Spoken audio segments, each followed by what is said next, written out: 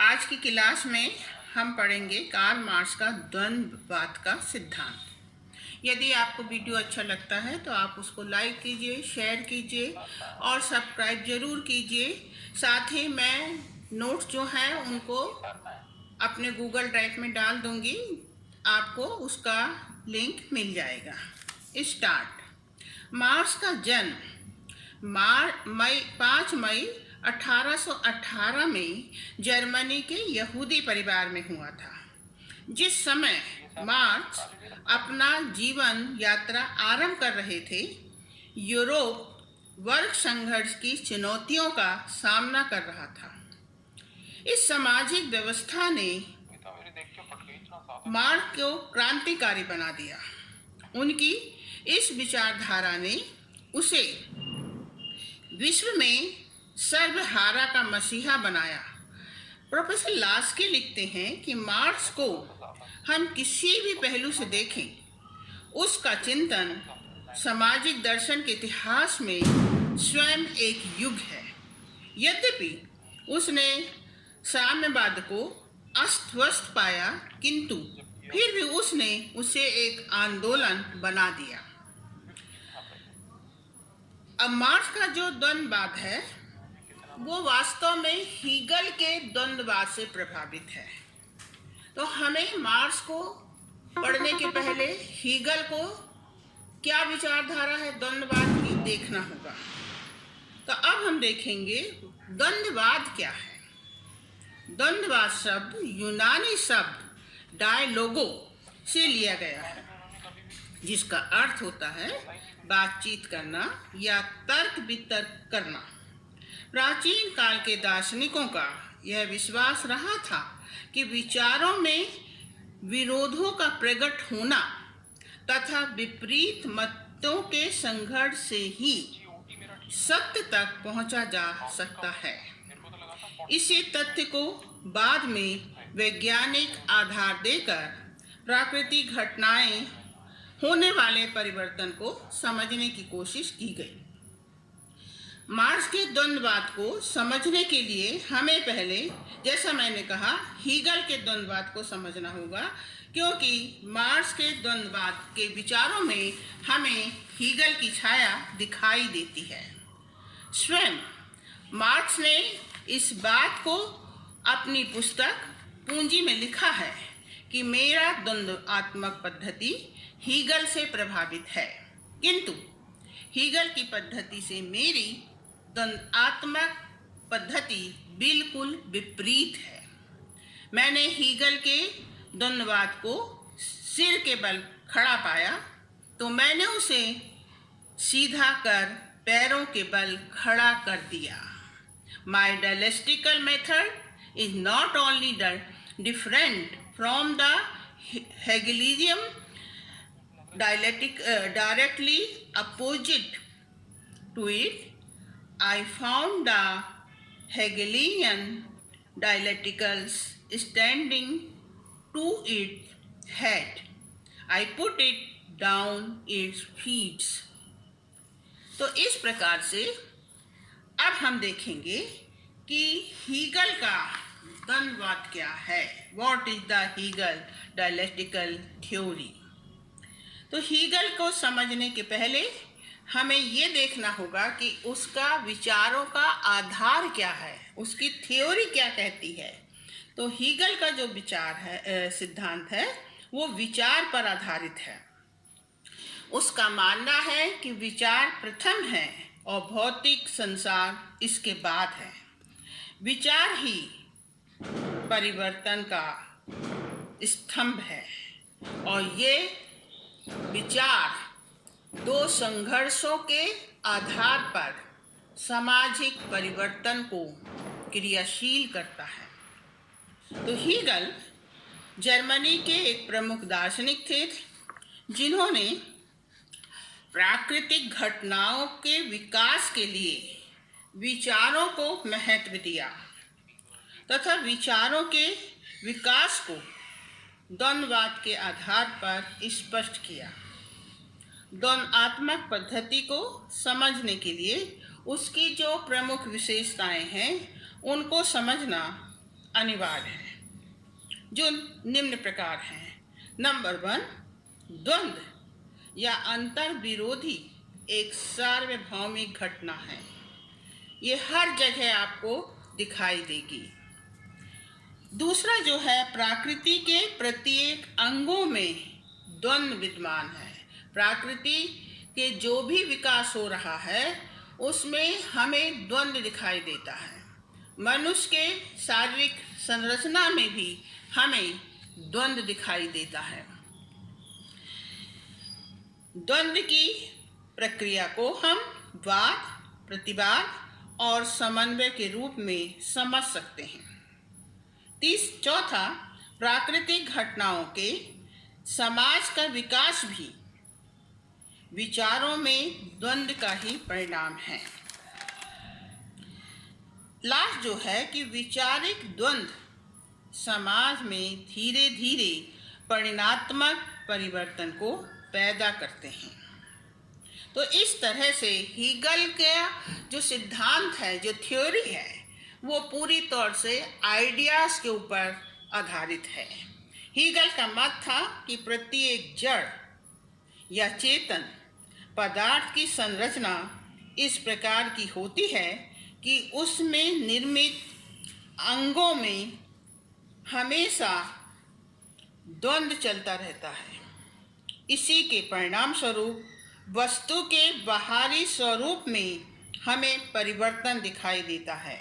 यही द्वंद्व भौतिक जगत में होने वाले परिवर्तन को स्पष्ट करता है। बाद में हीगल ने द्वंद्ववाद को तात्विक अर्थात विचारों में होने वाले परिवर्तन के रूप में स्पष्ट किया। उसने माना कि विकास को निश्चित प्रक्रिया के रूप में देखना चाहिए। विचारों में होने वाला परिवर्तन ही वह तार्किक नियम है जो कि मानव समाज को परिवर्तन की दिशा देता है। इसीलिए विचार प्रथम है, फर्स्ट कम्स आइडिया, इसके बाद भौतिक संसार, आफ्टर देन वर्ल्ड। और इस तार्किक नियम को हम वाद, प्रतिवाद और समन्वय के रूप में देखते हैं। इसी में प्रत्येक विकास का रहस्य छिपा हुआ है, जिसे हम इस चित्र में इस प्रकार से समझने की कोशिश करेंगे। ये आपने देखा कि मैंने यहाँ बताया है विचार। विचार मीन्स वाद है। वाद को हम थीसिस कहते हैं। कोई भी विचार अपने आप में पूर्ण नहीं होता है, उसमें कुछ ना कुछ कमियां, कुछ ना कुछ विरोधाभास जो है वो छिपा रहता है। तो जो पहला स्टेज है, जो पहला स्तर है, वह है विचार। एक विचार उत्पन्न होता है जो कि अपनी कुछ लिमिटेशन उसकी होती है, कुछ उसका कॉन्ट्रडिक्शन होता है, और इस विरोधाभास के जो हमें दिखाई नहीं देता है प्रथम स्टेज में। तो जो प्रथम स्टेज है, जो पहला स्तर है, वो होता है एक विचार का उदय होना, निर्मित होना। और ये जो विचार है अपनी लिमिटेशन, अपने विरोधाभास को लिए हुए कुछ समय तक क्या रहता है, स्थिर दिखाई देता है। किंतु उसके अंदर जो विरोधाभास, जो लिमिटेशन छिपी हुई होती हैं, वो धीरे धीरे क्या होने लगती हैं, दिखाई देने लगती हैं। और इसके कारण उसका जो रिएक्शन होता है, जो तर्क वितर्क उस विचार के संबंध में होता है, तो उस विचार के रिएक्शन के रूप में उसका एक प्रतिवाद उत्पन्न हो जाता है, जिसे हम दूसरा स्तर कहते हैं। तो ये जो प्रतिवाद है, जो विचार की कमियों की, उसके विरोधाभास की जो प्रतिक्रिया है, वो एंटीथीसिस के रूप में हमें दूसरे स्टेज में दिखाई देती है। तो ये जो दूसरा स्टेज है, उसमें हम देखते हैं कि पहले विचार की और जो दूसरे विचार है, उसकी जो भी विशेषताएं होती हैं, उसका हमें एक समन्वय दिखाई देता है। और यही समन्वय जो है वो आगे बढ़कर हम तीसरे स्टेज में पाते हैं, जिसे हम एंटीथीसिस कहते हैं, जो वाद और प्रतिवाद का क्या होता है, एक मिश्रित रूप होता है, और इसलिए ये दोनों से क्या होता है, उच्च होता है, और इसमें दोनों की विशेषताएं हमें दिखाई देती हैं। तो इस प्रकार से हीगल का जो विचार है, जो सिद्धांत है, वो ये कहता है कि संसार का जो विकास हुआ है उसमें सब में पहले विचार आया, और विचार के बाद ही हम देखते हैं कि उसमें जो तर्क वितर्क हुआ, उस तर्क वितर्क के द्वारा एक नई चीज का निर्माण होता है, और जो नई चीज है वो वास्तव में इन दोनों विचारों से क्या होती है कि सुपीरियर होती है, और इसलिए वो एक फाइनल स्टेज होता है। परंतु इसको हम इस प्रकार से समझ सकते हैं, वाद और प्रतिवाद के संघर्ष से तीसरी वस्तु उत्पन्न होती है, जिसे संवाद कहते हैं। इस संवाद में एक नई परिस्थिति है, परंतु यह भी स्थायी नहीं। यहाँ ये बात है कि ये कोई पूरा लास्ट फाइनल नहीं है, ये इन दोनों का एक रूप है जिसे हम संवाद कहते हैं, परंतु ये भी स्थायी नहीं होता है। क्यों नहीं होता है? इसका कारण ये है क्योंकि प्रगति के दौरान थोड़े समय बाद वह ये संवाद जो है खुद ही स्वयं ही क्या बन जाता है, वाद का रूप धारण कर लेता है, और फिर उसका एक प्रतिवाद जन्म लेता है, उसमें फिर संघर्ष होता है और संवाद का जन्म होता है। परंतु यह संवाद पहले संवाद से उच्च कोटि का है। जो हमने पहला संवाद देखा था उस संवाद से ये उच्च कोटि का है, क्योंकि ये विकास के बाद जो विचार उत्पन्न हुआ, जो वाद आया, उस वाद ने प्रतिवाद को जन्म दिया, और प्रतिवाद के बाद इस नए संवाद का क्या होता है, जन्म होता है। इसी को विकास कहते हैं। हीगल के अनुसार विश्व घटनाओं को समझने के लिए विचारों के दर्पण को देखना होगा। कोई भी विचार अपने आप में पूर्ण नहीं होता है, कुछ न कुछ कमी उसमें रहती है, और यह प्रक्रिया अनवरत चलती रहती है। हीगल का मत है कि history is the growth of reason to consciousness of itself. इतिहास तर्क से लेकर स्वयं अपनी चेतना की ओर होने वाला विकास है। तो इस प्रकार हम इसे एक उदाहरण के द्वारा समझ सकते हैं कि हो सकता है यदि हम इतिहास पर नजर डालते हैं तो अब हम देखते हैं कि समाज के विकास में इसी प्रकार से एक स्तर से दूसरे स्तर और तीसरे स्तर से चलते हुए समाज का विकास हुआ होगा। मनुष्य पहले घुमक्कड़ अवस्था में था, रोज भोजन एकत्रित करता था, रोज खाता था।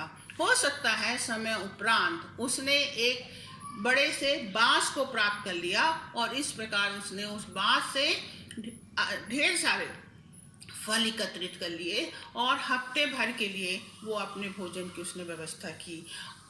कुछ समय बाद ये जो बांस है इसका प्रतिवाद होता है, और फिर वो कुछ लोग उन विचारों को लेकर एक ऐसा हथियार बना लेते हैं जिसके द्वारा वो फल के साथ साथ जानवरों का भी शिकार करने लगते हैं, और इस तरह उनका जीवन और अधिक क्या हो जाता है, सरल हो जाता है। इसी तरीके से धीरे धीरे हम देखते हैं कि अन्य अवस्थाएं आती हैं, और मनुष्य हर अवस्था में हर विचारों के संवाद के साथ आगे बढ़ता जाता है और समाज का विकास होता है। तो हीगल का जो सिद्धांत है, हीगलियन जो थ्योरी है, वो मुख्य रूप से आइडियोलॉजिस्टिक थ्योरी के रूप में हमारे सामने आती है, और कार्ल मार्क्स ने अपने भौतिक द्वंद्ववाद में इसी सिद्धांत को विपरीत रूप में स्वीकार करके समाज को एक नए सिद्धांत स्पष्ट किया, और इस सिद्धांत को हम नेक्स्ट वीडियो में जरूर से पूरी तौर से देखेंगे। इसलिए प्रत्येक विद्यार्थी को पहला वाला वीडियो देखना होगा, और उसके बाद कार्ल मार्क्स के वीडियो पर हम अध्ययन करेंगे। अब हम अपने विषय के दूसरे भाग का अध्ययन करेंगे, मार्क्स का द्वंद्व भौतिकवाद। जैसा कि हम सब जानते हैं कि मार्क्स का भौतिकवादी सिद्धांत हीगल के द्वंद्ववाद से प्रभावित है, किंतु मार्क्स ने जैसा कहा कि हीगल का द्वंद्ववाद रहस्यवादी है। भौतिक संसार को विचारों का परिणाम मानना हीगल की भूल है। मार्क्स के अनुसार मानव समाज की प्रगति का आधारभूत तत्व भौतिक संसार है। भौतिक संसार ही अभ्यांतरिक विचारों का जन्मदाता है। मार्क्स ने अपने भौतिकवादी सिद्धांत को वैज्ञानिक रूप में प्रस्तुत किया है। उसका मानना है कि भौतिक संसार अर्थात तत्व या पदार्थी विचारों का आधार है, जो अपने आंतरिक स्वभाव के द्वारा विकसित होकर नाना प्रकार का रूप धारण कर लेता है, और यह विकास भौतिक पदार्थ में स्वाभाविक रूप से ही निहित एक अंतर विरोध द्वारा संचालित होता है। उदाहरण स्वरूप हम देखते हैं, एक पेड़ है जिसके बीज गिरते हैं, और बीज को जब हम जमीन में गाड़ते हैं तो उसमें अपने आप ही एक पीका फूटता है। उस बीज के अंतर विरोधी तत्व निर्मित होते हैं, जो एक नए पेड़ को जन्म देते हैं, और फिर पेड़ पूर्ण विकास को प्राप्त करके फिर से बीज रूप में स्थापित होता है।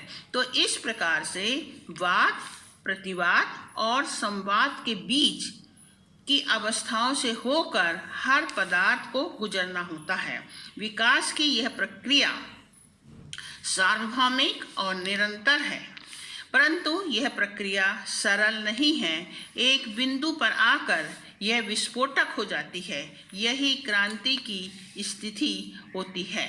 मार्क्स के अनुसार इतिहास का विकास विचारों के बीच संघर्ष के कारण नहीं होता, बल्कि यह दो वर्गों के बीच होने वाले संघर्ष का परिणाम है। अपने ऐतिहासिक भौतिकवादी सिद्धांत के आधार पर मार्क्स ने यह स्पष्ट किया है कि समाज का विकास एक ऑर्डर अर्थात क्रमानुसार हुआ है, जिसमें कल्पना या दर्शन का कोई स्थान नहीं है। अतः इतिहास के क्रम को समझने के लिए ऐतिहासिक भौतिकवाद के वैज्ञानिक रूप को समझना होगा। अब प्रश्न उठता है, तो भौतिकवाद क्या है? भौतिकवाद जब व्यक्ति का चिंतन, उसके द्वारा किए जाने वाले कार्य और प्रेरणाएं भौतिक दशाओं से प्रभावित होने लगती हैं, अर्थात जब हम भौतिक और आर्थिक शक्तियों को ही प्रत्येक घटना का कारण और परिणाम मानने लगते हैं, तब ऐसी स्थिति को भौतिकवाद कहा जाता है। मार्क्स एक समाजशास्त्री के साथ साथ अर्थशास्त्री भी थे, और आर्थिक क्षेत्र में उनका विशेष योगदान रहा है। उनका दृष्टिकोण ये था कि समाज, यदि हमें इतिहास को समझना है तो हमें इतिहास की उत्पादन प्रणाली में उसको ढूंढना होगा। यह दुर्भाग्य है कि इतिहास में जनसाधारण की चर्चा नहीं होती है। केवल इतिहास राजा महाराजाओं के उत्थान और पतन की चर्चा करता है, जबकि इतिहास का मुख्य आधार जनसाधारण और उसकी जीविका उपार्जन का संघर्ष है। वह लिखता है, हमें इतिहास को यदि समझना है तो हमें मानव के इतिहास को समझने के लिए 5 युगों को पीछे जाना होगा, तब कहीं हम इतिहास को समझ सकते हैं कि उसका विकास कैसे हुआ, जिसका मुख्य आधार वाद, प्रतिवाद और संवाद ही है। एक तालिका मैंने बनाई है, और इस तालिका से मैं आप लोगों को समझाने की कोशिश करूंगी। इस तालिका में हम देखते हैं वाद, प्रतिवाद और संवाद है। वाद क्या है? पहला जो युग था जैसा माना जाता है आदिम समाजवाद। आदिम समाजवाद एक ऐसी स्थिति थी जिसमें मनुष्य अपनी आवश्यकताओं को स्वयं पूरा करता था। किसी प्रकार की वर्ग व्यवस्था या किसी प्रकार की व्यक्तिगत संपत्ति का यहाँ पर प्रश्न नहीं था। किंतु विकास की प्रक्रिया के दौरान धीरे धीरे मनुष्य ने हथियारों का निर्माण किया और इस निर्माण ने ही दास युग का आरंभ किया।